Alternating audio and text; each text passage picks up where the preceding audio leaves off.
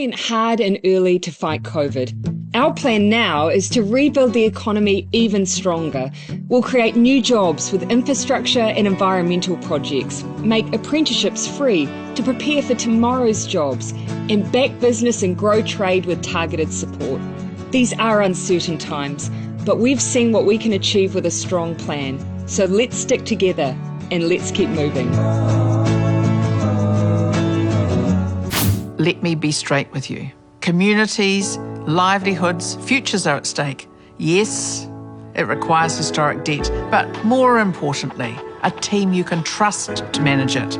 It means giving Kiwi businesses confidence, backing Kiwis to retrain or go out on their own, delivering infrastructure, a secure border and a greener, smarter future. It is a big job, but with our plan to get New Zealand working, you can trust us to get it done.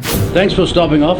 I'm here to say to you, if you get out there and you make sure that all of Southland understands how critical your job is, you can change your future by the way you vote.